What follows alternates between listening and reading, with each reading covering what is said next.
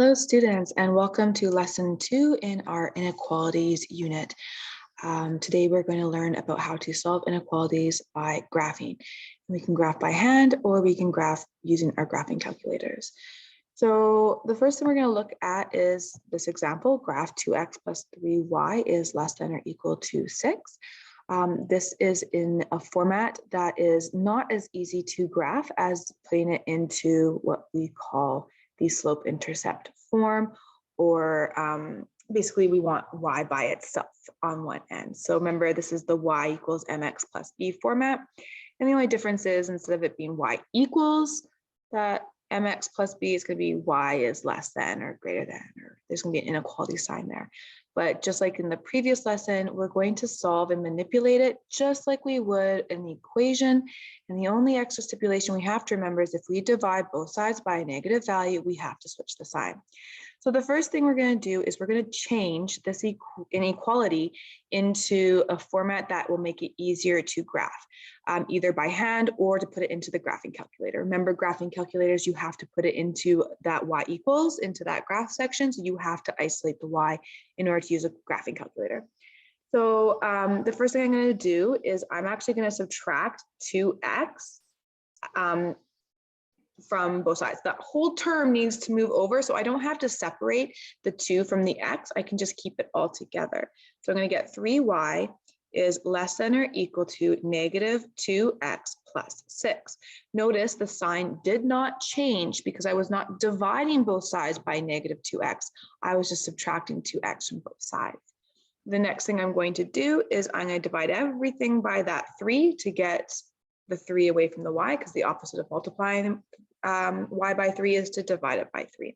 So we get y is less than or equal to negative 2 over 3x plus 2, because 6 divided by 3 is 2. Remember that 3 is being divided into every single term on both sides of the inequality sign.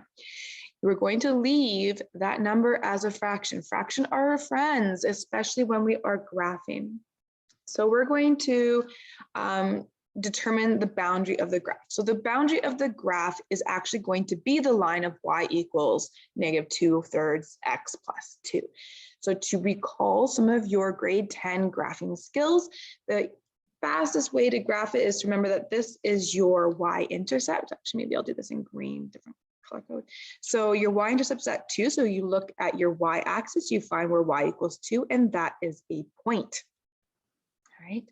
This stuff in here in that M position is your slope. So your slope is negative 2/3. Slope is also your rise divided by your run. So if you're graphing on by hand, from this point, the slope gives you directions to the next point. It's saying go down 2, because it's a negative rise, so go down 2. That's my minus 2, and go over 3. 1, 2, 3. Now I know some of you are going to ask, how do you know to put the negative on the top? Well, I didn't have to. I could have also have done 2 over negative 3. Remember, the negative can exist on the top or the bottom. You just can't put it in both places because a negative divided by a negative is a positive. So if I had done it the other way, if I had done it this way, I would have gone let's see, I was color coding here. I would have gone up 2, so 1, 2, but then I would have to go back 3, 1, 2, 3, and my second point would be here. But notice when it comes time to draw the line, both of those points are going to be on the line. So it didn't really matter which way I went, as long as I was consistent with where my negative was. You only need 2 points to graph a straight line. You got the first point from your y-intercept form. You got your second point by starting at your y-intercept your y-intercept point, and then using the slope to find a second point. Once you have 2 points, you can draw your straight line. Do better than I just did. You can use a ruler, you can use the edge of your paper, the edge of a textbook, edge of your phone. There's so many different ways to draw a straight line, and then instead of just freehanding it like I did. All right, the next thing you have to do is decide whether the line or that line we just drew is actually going to be solid or broken. And I kind of jumped the gun here and drew it as a solid line. A solid line is for if it's less than an equal to or greater than or equal to, meaning that it can be equal to the boundary. If it can be equal to the boundary, you are going to be doing a solid line. Can equal boundary. Oh, geez. Boundary. Some terrible writing there. If it can't be, if it's less than or greater than, if it's going to be a broken line, meaning we're going to do dashed lines. Just like when we're representing it on a number line, we do a hollow point to say it can't be actually equal to that point. When we're drawing a boundary line to say it can't actually be on this boundary line, we do a dash point. And we're going to see that example I think in the next, we're gonna do a dash line in one of our next examples. But this is a solid line because it is less than or equal to, right? So at a certain point, you get kind of used to seeing these graphs. I already know which way I'm going to shade. However, it's not necessarily something that becomes natural. And the best way to figure out which area the solutions lie on, because it's not just that X can be somewhere on that boundary line, it's either going to be above or below it.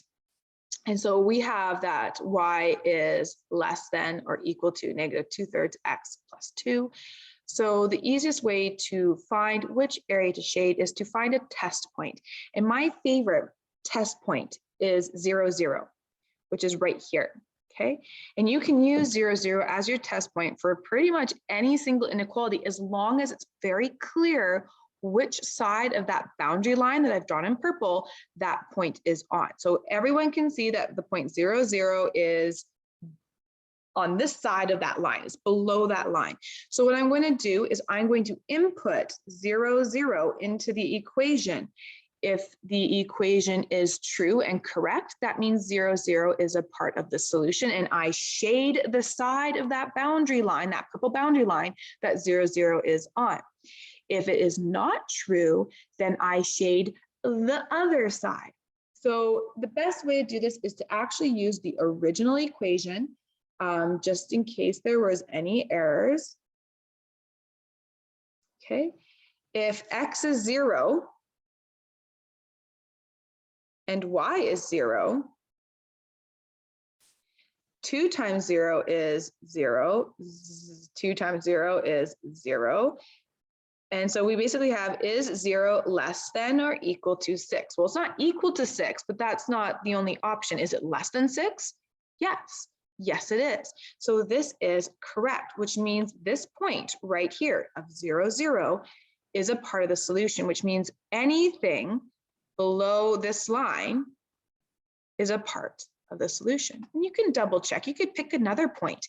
You could pick this point over here if you wanted. You could pick this point over here. You could pick this point over here. And you'll find that they'll all end up, when you substitute the X and Y values into that inequality, they'll all end up making a true statement, which means they're all part possible solutions to this inequality. And so then it says, determine if the point negative 2, 4 is a part of the solution. There is 2 ways you can do this. You can visually look on the graph. So negative 2, 4. Let's go find negative 2, 4. So negative 2, 1, 2, and 4, 1, 2, 3, 4. Ooh, it's right there. So in this graph, it's not actually, especially because of the way I drew it, if I drew that line properly, it would be a little bit more clear that it is not on the right side, on the shaded side, which means not a solution. However, if it's really close to your hand-drawn line, the best way to do this is to algebraically confirm that it's not. So you can either look by graphing. If the point is in shaded area,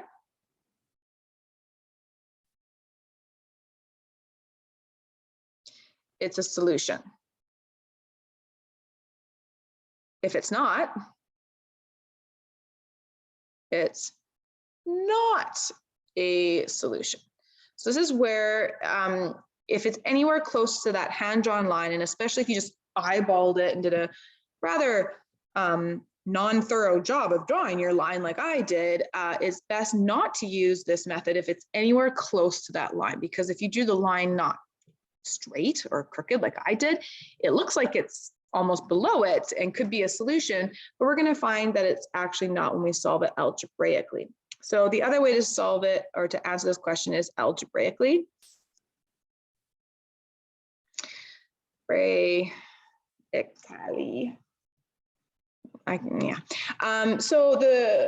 How I like to do this is to actually put it into the original equation, which was 2x plus 3y, sorry.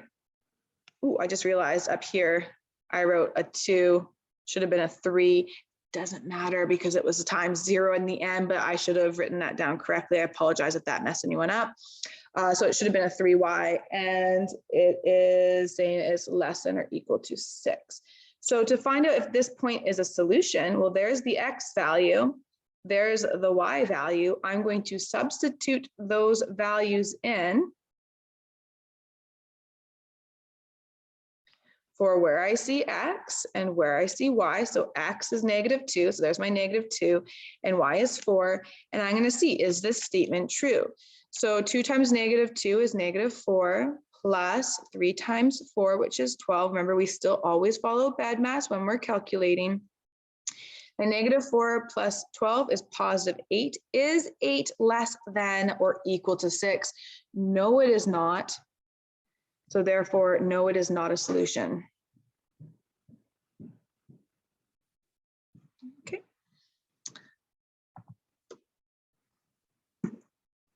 So I would like you guys to try this one. So pause the video here and see how you do with example 2. Okay, welcome back. So the first thing you need to do, hopefully you looked at your notes if you were not sure where to start. The first thing we need to do is graph it. And in order to graph it, it's best to put it into that slope-intercept form. So again, I'm going to subtract 4x from both sides.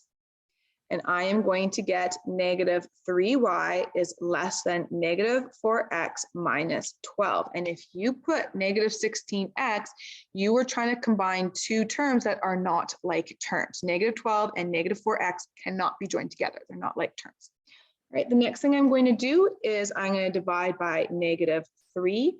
I'm dividing by a negative value. So y is now going to be greater than +4/3 x, leave it as a fraction, plus, because -12 divided by -3 is +4. Okay, so there is your inequality. To graph it, we're going to pretend that greater than sign is an equal sign, and we're going to graph it in that y equals mx plus b format. So again, this is my y-intercept. It's at 4, so I find where y is 4. 1, 2, 3, 4. Here it is. Here's my first point. And this 4/3 is my slope. And it means I go up 4 and over 3, or down 4 and back 3, because -4 over -3 it will end up being a +4/3 too. So regardless, I'm going to go up 4 from this point. I'm going to go 1, 2, 3, 4. So there's my up 4. And here's my 1, 2, 3 over 3. Here is my second point. How many points do you need to graph a straight line? 2. Do you have 2 points now? Yes. So we can graph that straight line. But before we do that, we want to determine whether it's going to be solid or a broken line. If you look here, your solutions cannot be equal to that line, and that line is representing y is equal to 4/3 x plus 4. So it can't actually be equal to that line. So instead of doing a solid line like we did last time, it's going to be a dashed line. Okay, so it's just not a solid line. Saying that, hey, the solutions are either going to be above or below this line, but it's not going to be on this line. Okay, and again, we're going to select a test point. And again, I'm going to select 0, 0. Do you see it's very clear which side of the boundary 0, 0 is on? Just has to be very clear. If that boundary line kind of looked like it might go between 0, 0 or through 0, 0, then I wouldn't want to use the point 0, 0. But in all other circumstances, if it's clear which side of the boundary line 0, 0 is on, use 0, 0. So our original equation was 4x minus 3y is less than -12. So using the point 0, 0, this is going to be 0, this is going to be 0. Is 0 less than -12? And the answer is no, it's not. Okay, 0 is larger than negative 12. Okay, it's smaller than positive 12, but negative 12 is actually below 0, so 0 is above it. So this is a false statement, which means this point right here that we are using as our test point is not a part of the solution, which means the solutions must exist on the other side. Now, if I wanted to be super duper diligent and I had the time to do so, I could pick another point clearly in the side I just shaded to double check. But of course, we're also looking at efficiency too, right? Efficiency of time. That's if you have time to do it. All right, this last one is to kind of work the opposite way, to write an equation that will model this, because then it's easier to figure out. If you have an equation, it's easier to figure out and determine other values, especially if they exist beyond what the graph is showing. So to write your equation, you first want to get some information from it. Our y-intercept is +1, okay? Then you're going to want to find another point where the boundary line goes through a very clear intersection of the grid. And which point you choose doesn't really matter as long as it's really clear, because even if you pick a farther away point and you have larger numbers, it'll still reduce to the same fraction that we're going to find. So you could use this point here, this point here, this point here, this point here. I'm just going to use this point up here because I'm going to show you what it looks like to reduce, and also because it's easier for me to draw lines to on a graph. So to get to this point right here, from this point right here, I need to go up because I'm at 1 and I go up to 5. So 1, 2, 3, 4. I had to go up 4. So my rise was 4. And I had to go over to the right 2. So my run is 2. Can I simplify that fraction? Yes, it is going to be 4 divided by 2, which is 2. So that is my slope. My slope equals 2. So the equation for the boundary in slope-intercept form would be, remember, it's mx plus b, where m is your slope and b is your y-intercept. So our slope is 2 and our y-intercept is 1. And there I go, I have the equation. But this is not just the solutions exist on this line, the solutions exist either above or below the line. So we're going to have a dashed line because this is dashed, which means we're either going to have this or this solution instead of this equal sign. So in order to determine whether we're going to use the greater than or less than sign, is we need to use a test point. So we're going to write out our y, and we don't know what that symbol is, but we're going to write out the rest of the equation. So the simplest way to do it, and there is other ways to do this, is just to find a point that you know is true, a point that is in the shaded area. And I'm going to pick this one right here. And the reason I'm picking this one right here, which is x is -2 and y is 0, is because I like having y as 0, makes it easier. And a -2 is a very small number, okay? I did not pick 0, 0 this time because 0, 0 is not in the solution area, right? So I'm going to put those values in. So y is 0, we don't know the symbol, 2, -2 plus 1. So 0 is something, and then -2 times 2 is -4. -4 plus 1 is -3. Right? So now I need to choose what symbol will make this true, because we know this solution is, this point is a part of the solution, so it needs to be true. Is 0 less than -3, or is it greater than -3? And the answer is it's greater than. Okay, so our equation means that it is greater than. So this right here, y is greater than 2x plus 1, this is our inequality. And it's not, the equal to sign is not there because it wasn't a solid line. Okay. So I'd like you guys to practice these questions in your textbook. Of course, there is an online textbook available if you do not have your physical copy with you. And please, once again, let me know if you have any questions. Thank you.